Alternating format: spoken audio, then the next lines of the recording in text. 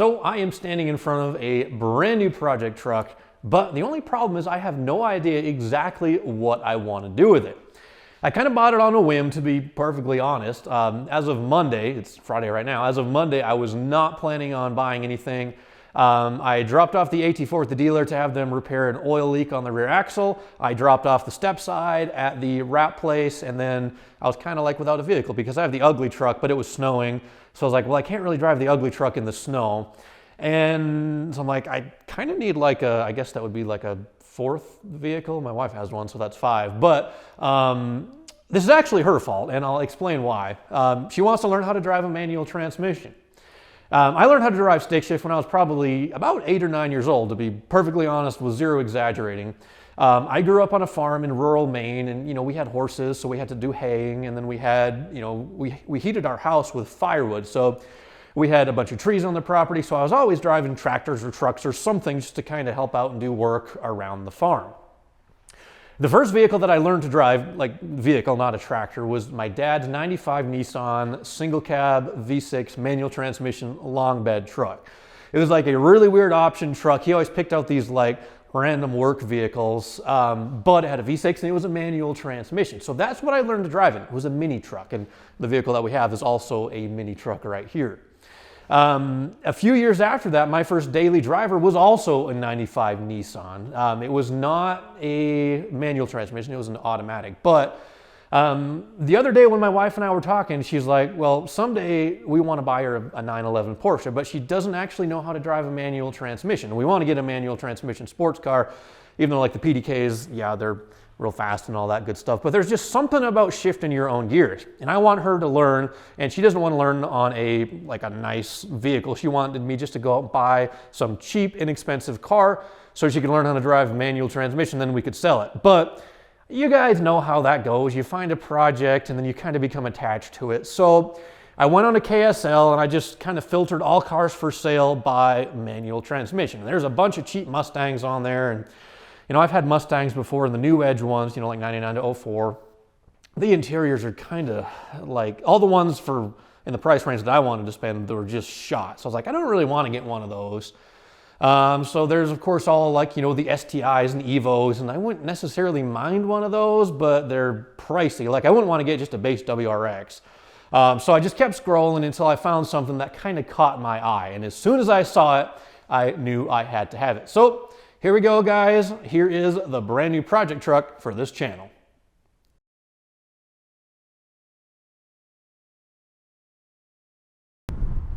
Well, there it is, guys. One 1997 Toyota Tacoma.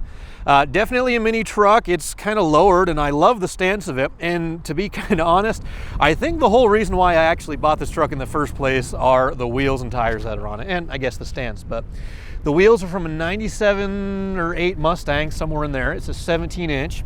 And believe it or not, I didn't even know this, the Tacoma shares the same 5-on-114.3 bolt pattern that the Mustang does. So plenty of popular wheels will fit on this thing, but I really, really dig the stance. I just like the fact that this truck is so simple. There's it's lowered, it has wheels on it, and other than that, it is bone stock. Like, the engine has not been touched. I believe it's a 2.4 liter 4-cylinder, but I know nothing about these Toyotas. 5-speed manual, of course, because we wanted the wife to learn how to drive a manual trans. And other than that, the truck, it's had basic maintenance and stuff like that done, but bone stock. And the other good thing about it is the body is, I wouldn't say it's like straight or dent free, but it is absolutely rust free. And I know a lot of these mid-90s Japanese trucks, they definitely tend to rust out. Like, both of our Nissans we had were rotten, but this truck actually spent most of its life in Idaho, from what I'm led to believe. The frame is perfect, the body is perfect, not a bit of rust on it.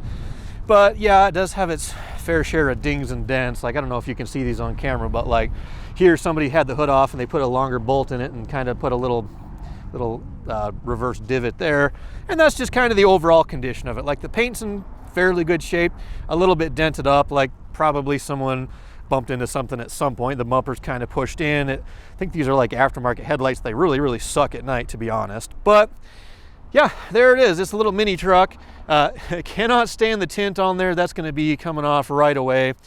It's lowered, I believe, with a drop coil up front and a really long lowering block out back.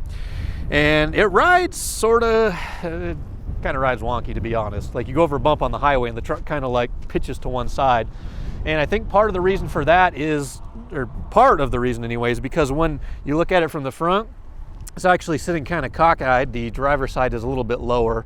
I'll probably redo the drop. I think you can do like a ball joint flip, put a proper lowering spring in there, because the guy told me those are actually like Chevy Camaro springs, I think.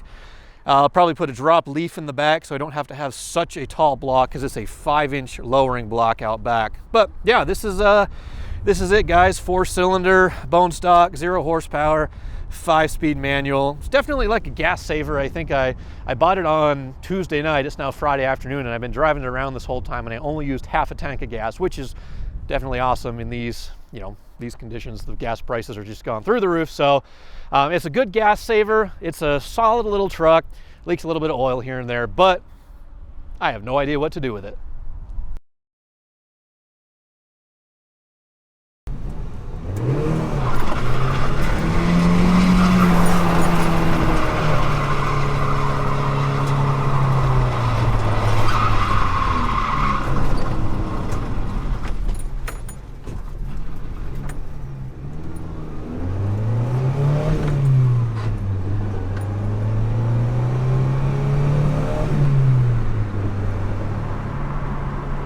So there's two things I kind of like, I guess, forgot about when it comes to owning and driving mini trucks. Number one is how small and, well, mini they actually are on the inside, because I'm like 6'1", maybe 6'2", and I have the seat all the way back. Like the headrest is actually touching the back glass, and my knees are just about a few inches from the dashboard, so there's not a lot of space in here.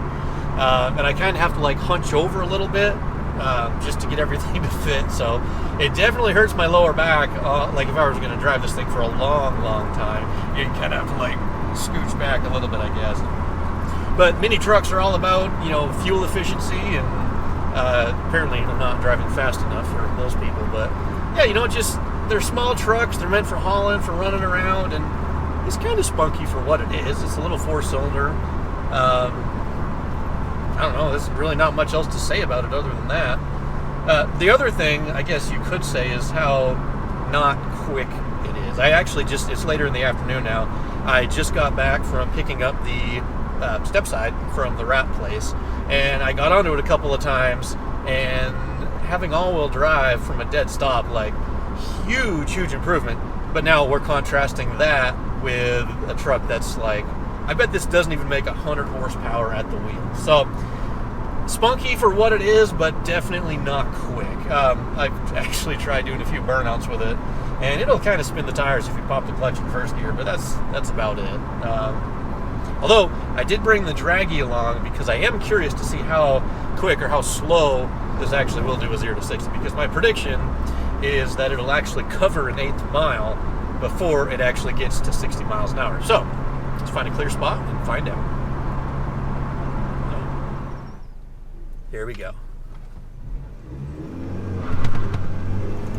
Tiny bit of wheel spin.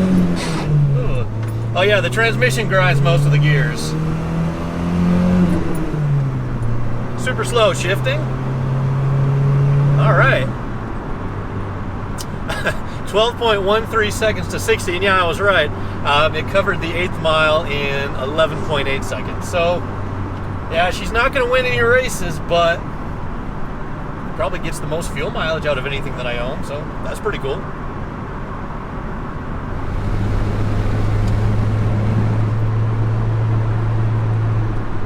So we are going to try one more 0 to 60 run, just to see if we can improve any. I doubt it, but the trick is just finding a good, clear stretch of road around here.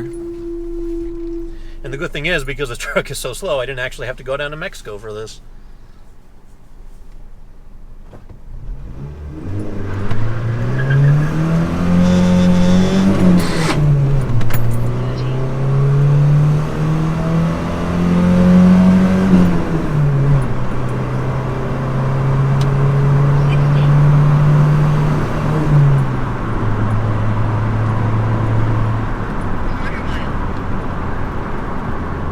first 0 to 60 run was actually the quickest, but I don't think quick is the best word I would choose to describe the acceleration run. But I guess it's a little better than what I was thinking. I was maybe thinking it was like a 14 or a 15 second 0 to 60 run, but whatever.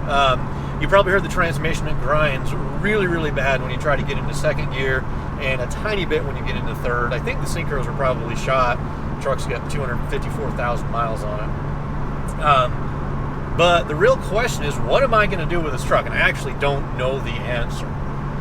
When I first bought the truck, Tuesday night, or whatever night it was, I was like really, really pumped about it, and I started doing a whole bunch of research, and on Tuesday night, I decided that I was going to do a 1UZ V8 swap. So that's basically a 4-liter, I think, Toyota V8. It's a dual overhead cam, 4-valve. They sound like really, really awesome.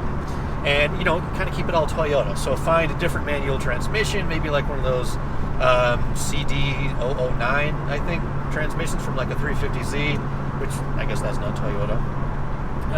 So that was like the first thing I decided on Tuesday night. And then on Wednesday night, I was kind of thinking about it a little bit more, and I was like, no, I can't do that. I want to LS swap it, because that's like the go-to, right? Like throw a big V8 in there and maybe make like a drift truck or something like that. I don't know.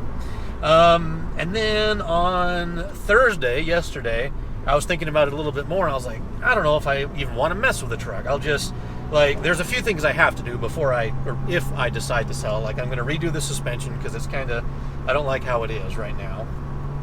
Redo the tint, and then just drive the truck, let the wife drive it for a while, and then sell it.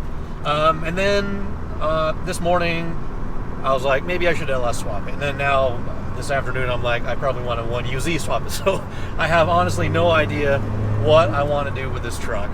I think it kind of looks cool, but I don't know. So let me know what you would do with this truck, or if you would not do anything at all, because I can't make up my mind, apparently.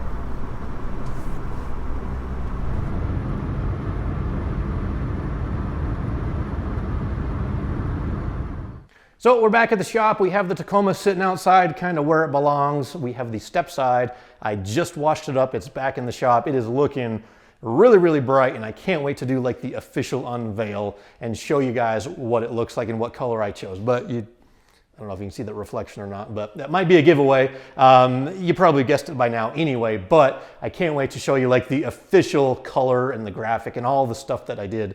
Not I, but I had it wrapped. So I think it looks awesome. It's definitely an homage to my first C10. Can't wait to show you guys. Also, in the next video, I think I have enough time, maybe, to get E85 in the step side, so I can throw a whole lot more timing at it, so we can actually be a little bit competitive at LS Fest. Because we got a 4.8, we're running about 13, 14 pounds of boost with the LSA supercharger, and I did my first all-wheel drive, I don't even think I'd call it a launch, but my first like all-wheel drive takeoff this morning, and whew, let me tell you, that all-wheel drive makes a huge difference. It just like, I mean, it hooks and books, put it that way. So I'm excited to show you guys all that. Hopefully E85 works out. If not, I guess we'll just deal with what we can. But anyway, thank you guys for watching. Let me know down in the comments what you think about the Tacoma.